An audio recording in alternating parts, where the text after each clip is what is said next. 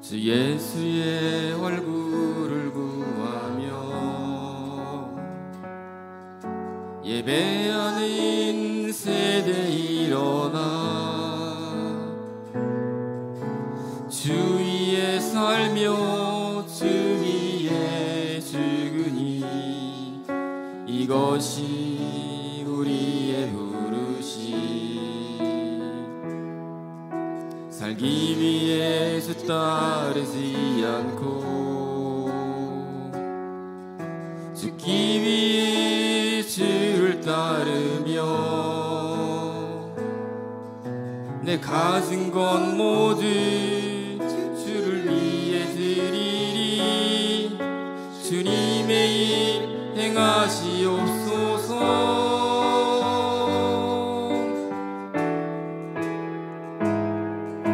다시 한번 부을 주소서.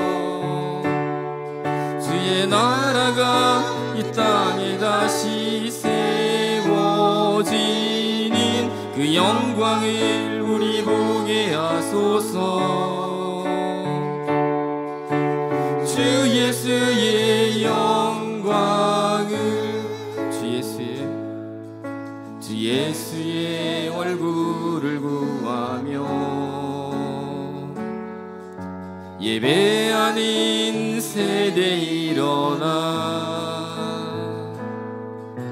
주 위에 살며 주 위에 죽으니 이것이 우리의 부르심. 살기 위해 주 따르지 않고 죽기 위해 주를 따르며 내 가진 것 모두 주를 위해 드리리. 주님의 일 행하시옵소서.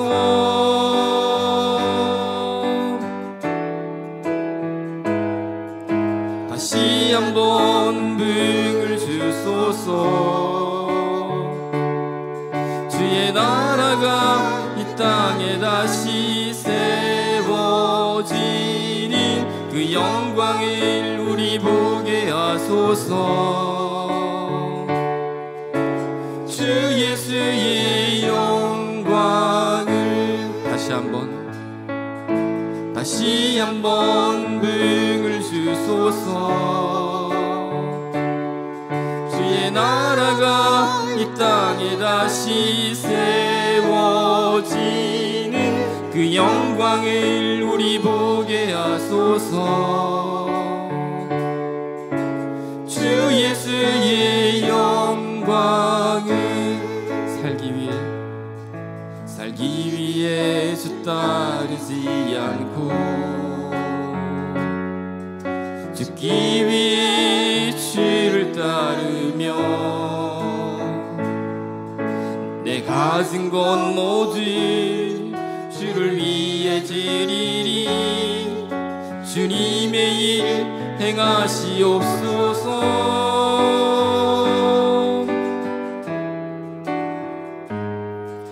다시 한번 부을 주소서. 주의 나라가 이 땅에 다시 세워지는 그 영광을 우리 보게 하소서. 주 예수의 영광을 다시 한번 부을 주소서. 주의 나라가 이 땅에 다시 세워지는 그 영광을 우리 보게 하소서. 주 예수의 영광을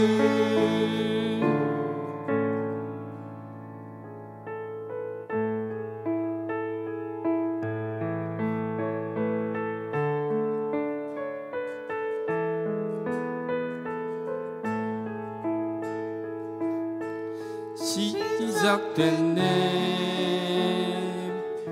우리 주님의 능력이 나의 삶을 다스리고 새롭게 하네. 자유하네. 죄와 사망으로부터 나의 삶은 변하고나 충만하네. 은혜로다. 주의 은혜 한량없니.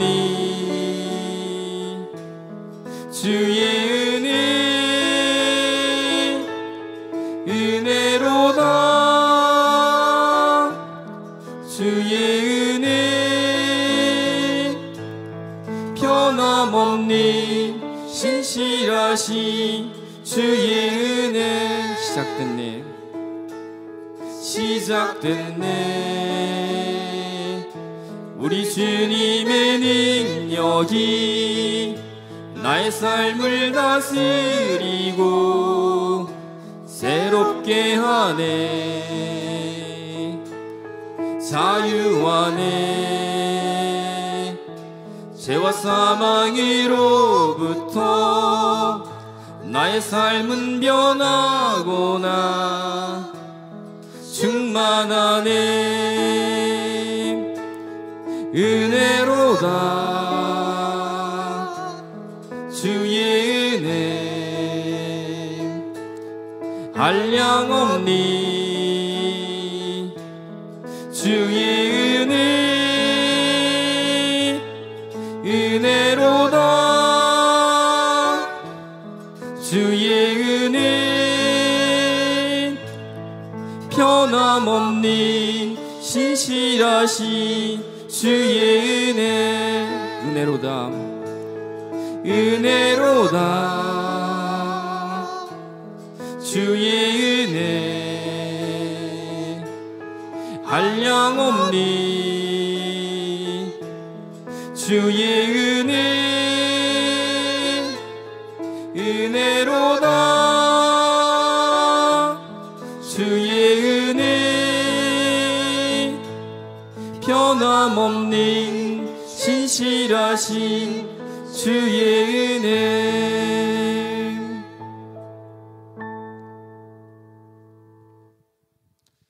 사도신경으로 우리의 신앙을 고백하겠습니다. 나는 전능하신 아버지 하나님 천지의 창조주를 믿습니다. 나는 그의 유일하신 아들 우리 주 예수 그리스도를 믿습니다. 그는 성령으로 잉태되어 동정녀 마리아에게서 나시고 본디오 빌라도에게 고난을 받아 십자가에 못 박혀 죽으시고 장사된 지 사흘 만에 죽은 자 가운데서 다시 살아나셨으며 하늘에 오르시어 전능하신 아버지 하나님 우편에 앉아 계시다가 거기로부터 살아있는 자와 죽은 자를 심판하러 오십니다. 나는 성령을 믿으며 거룩한 공교회와 성도의 교제와 죄를 용서받는 것과 몸의 부활과 영생을 믿습니다. 아멘.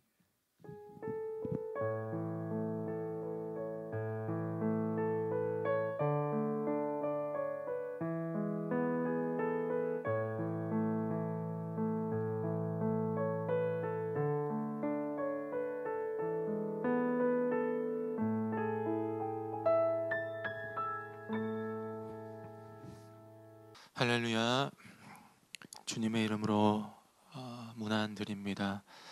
온라인으로 예배하실 텐데 하나님의 말씀이 우리 여러분의 심령 가운데 들려지기를, 그리고 주님의 은혜가 예배를 통해서 우리 성도님들의 삶과 가정에 넘치시기를 축복합니다.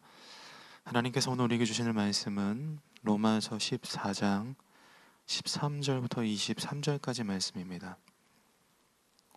로마서 14장 13절부터 23절까지 말씀 우리 한 절씩 교독하시고 23절 말씀은 함께 읽겠습니다. 13절 말씀 제가 먼저 읽겠습니다. 그런즉 우리가 다시는 서로 비판하지 말고 도리어 부딪힐 것이나 거칠 것을 형제 앞에 두지 아니하도록 주의하라. 내가 주 예수 안에서 알고 확신하노니 무엇이든지 스스로 속된 것이 없으되 다만 속되게 여기는 그 사람에게는 속되도다. 만일 음식으로 말미암아 내 형제가 근심하게 되면 이는 내가 사랑으로 행하지 아니함이라. 그리스도께서 대신하여 죽으신 형제를 내 음식으로 망하게 하지 말라. 그러므로 너희의 선한 것이 비방을 받지 않게 하라.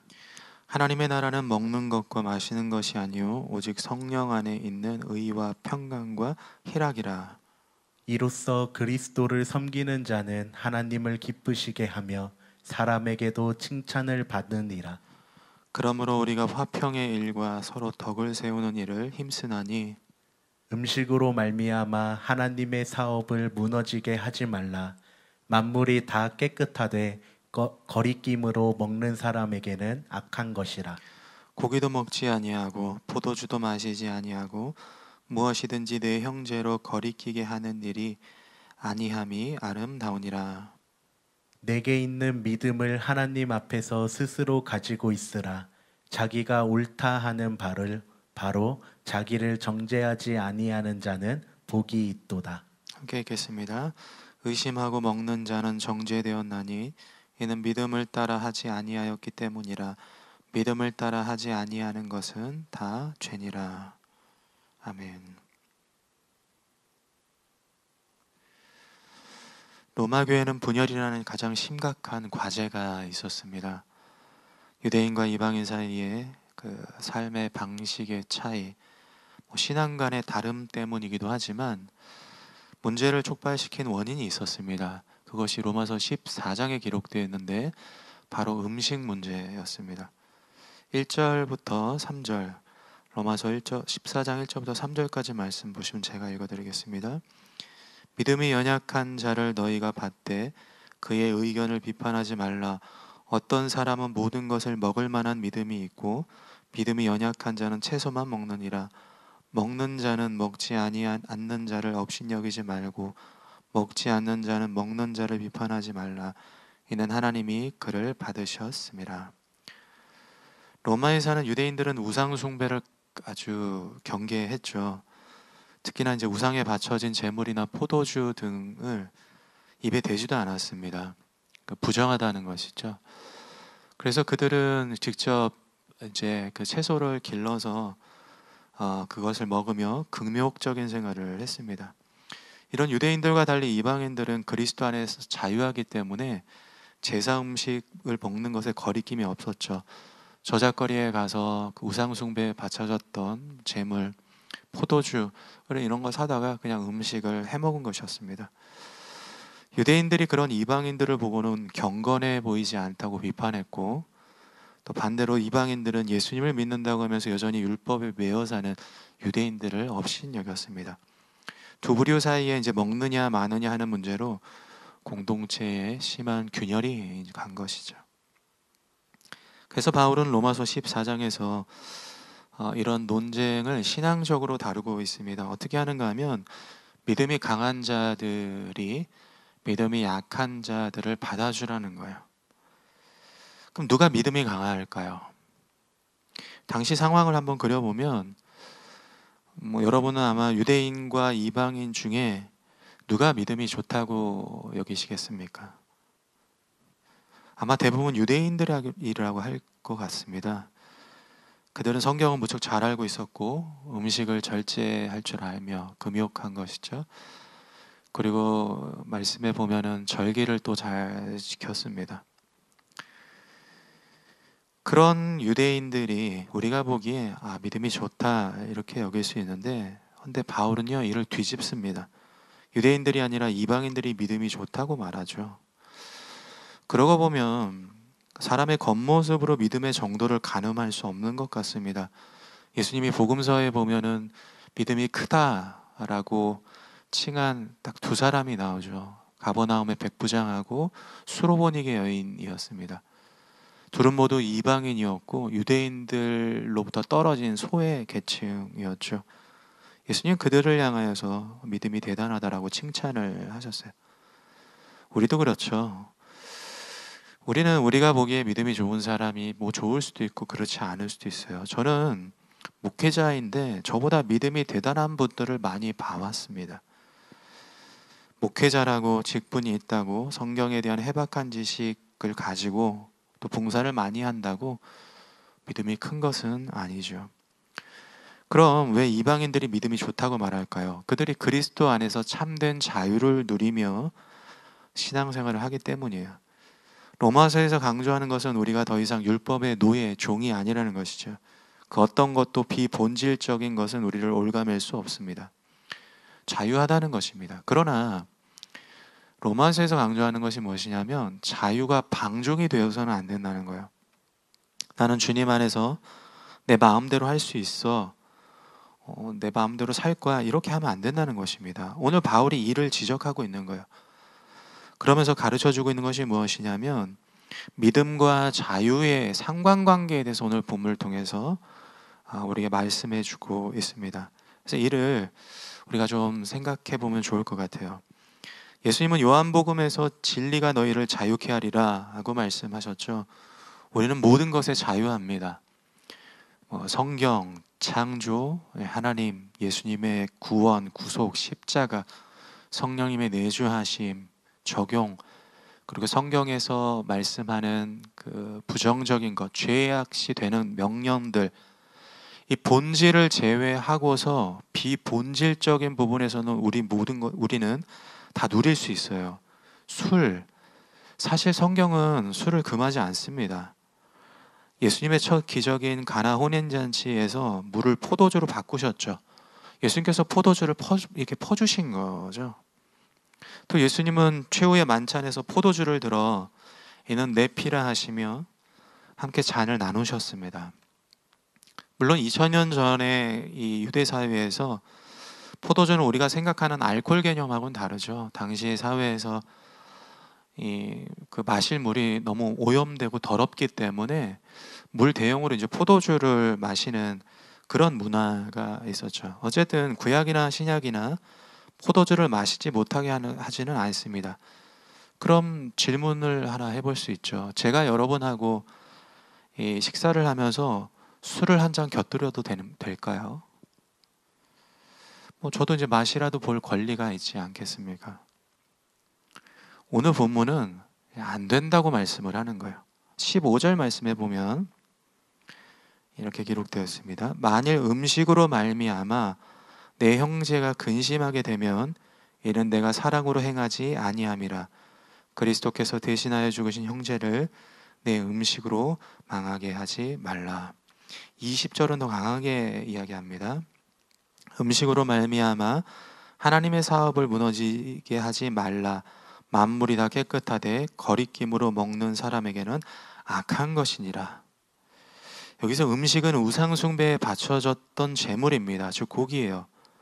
그 아무렇지 않게 먹을 수 있다는 것입니다. 그런데 그거 먹는데 누군가가, 다른 성도가 근심하게 된다면 그게 곧 죄가 된다는 것입니다. 마찬가지로 제가 포도주를 마실 수 있는 저의 선택이 있죠. 그 행동 자체는 죄가 아닙니다.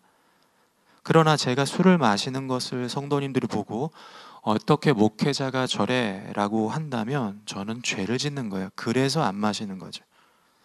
이런 예는 수도 없이 많습니다. 교회에 예배드리러 올 때 슬리퍼를 신어도 되냐? 안 될 게 뭐가 있겠습니까? 모자를 쓰거나 추리닝 바람으로 주일 성전에 앉아 있어도 됩니다. 그런다고 해서 하나님이 예배를 받지 않으시는 것이 아니죠. 헌데 내 마음대로 할 권리가 타인으로 하여금 예배에 집중하지 못하게 하고 불편하게 만든다면 그 행동을 제한해야 된다는 거예요. 저는 오래전에 이제 찬양 인도할 때 그 초창기에 기타를 메고 이렇게 찬양을 하면서 이 왼쪽 오른쪽으로 이렇게 크게 흔들었습니다. 왜 그랬나 이렇게 생각을 해봤더니 되게 어색하기도 하고 이렇게 사람들의 시선을 받는 거를 그렇게 좋아하진 않으니까 긴장도 많이 되고 그 이제 풀어내려고 이렇게 찬양하면서 좌우로 크게 왔다 갔다 했던 것 같아요. 근데 어느 날 그거 보고 교회 성도님이 그 정신 사나워서 예배가 안 된다고 하는 거예요, 저한테. 솔직히 이제 기분이 나빴죠. 본인이 찬양 인도 하실 것도 아니면서 왜 나한테 이제 그러시냐 하는 마음이 제 안에 있었습니다. 하지만 곰곰이 생각해 보니까 저로 인해 그 예배를 드릴 수 없다고 한다면 성경적으로 안 하는 게 덕스러운 것이죠. 그래서 고치려고 되게 많이 노력했습니다. 그냥 딱 정자세를 하고 기타를 매서 찬양을 인도를 해야 되겠구나, 그런 그 순간들이 저한테 있었습니다. 오늘 말씀의 요지가 이거예요. 믿음은 우리에게 자유를 줍니다. 그러나 그 자유가 누군가에게 시험을 들게 하거나 누군가의 마음을 근심하게 한다면 하지 말아야 한다는 거예요. 누군가 내가 쓰는 특정 용어가 기분이 나쁘다면 우리가 여러 단어를 쓰지만 그걸 기분 나쁘게 받아들이는 사람이 있죠. 그럼 그 단어를 쓰시면 안 된다는 거예요. 나의 표정이나 제스처, 행동으로 누군가를 근심하게 하면 피해야 합니다.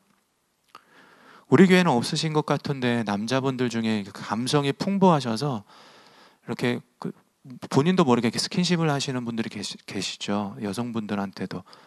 그거 하면 안 되는 거예요. 그게 누군가에게 굉장히 나쁘게 비춰질 수 있기 때문이죠. 믿음은 다른 사람들을 위해 나의 자유를 포기할 줄 아는 지혜입니다. 그것이 강한 믿음이다 라고 말씀하는 것이죠. 사랑하는 성도님들, 우리의 믿음은 우리 스스로 증명할 수 없습니다. 나는 믿음이 좋다라고 한다고 내 믿음이 좋은 게 아니에요. 우리의 신앙은 내가 아니라 내 배우자, 자녀들, 이웃, 성도들이 이야기해 주는 것입니다. 18절 말씀에 나오죠. 이로써 그리스도를 섬기는 자는 하나님을 기쁘시게 하며 사람에게도 칭찬을 받느니라. 이 신앙이라는 것입니다. 하나님을 기쁘시게, 사람을 기쁘게, 하나님에게 칭찬을 듣는 것뿐만 아니라 사람들에게도 칭찬을 듣는 것이 우리 신앙의 목표죠. 그래서 우리가 믿음으로 산다고 한다면 우리는 질문을 이렇게 해야 돼요. 그러니까 내가 성경대로 옳은 것을 하고 있는가라는 질문이 아니라 내 말과 행위가 누군가에게 피해를 주고 있지는 않는가, 내 모습이 사람들에게 덕을 주고 유익한가라고 물어야 하는 것입니다. 그러니 주변을 살피십시오. 나로 인하여 마음 상하는 이들이 없게 하셔야 합니다. 그리고 그거 내 자유가 해가 된다면 제한을 하셔야 돼요.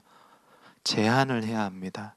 그렇게 여러분의 믿음이 여러분의 가정과 교회를 건강하게 하고 화목하게 세워가는 것이 하나님의 뜻이라는 것이죠. 그 하나님의 뜻을 우리의 믿음을 통해, 우리 성도님들의 강한 믿음을 통해 가정과 교회 가운데 나타나기를 주님의 이름으로 축복합니다. 기도하겠습니다.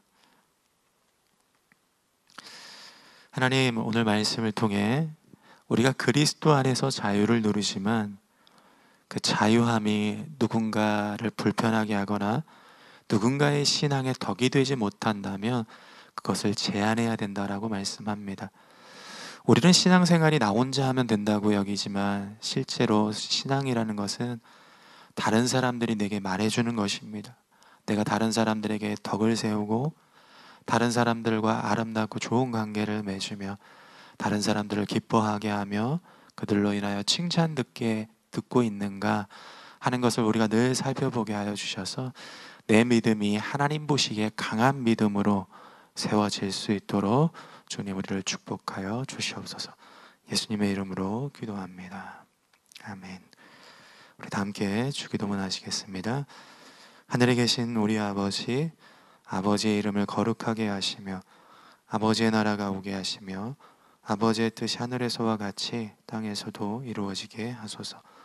오늘 우리에게 일용할 양식을 주시고 우리가 우리에게 잘못한 사람을 용서해 준 것 같이 우리 죄를 용서하여 주시고 우리를 시험에 빠지지 않게 하시고 악에서 구하소서. 나라와 권능과 영광이 영원히 아버지의 것입니다. 아멘.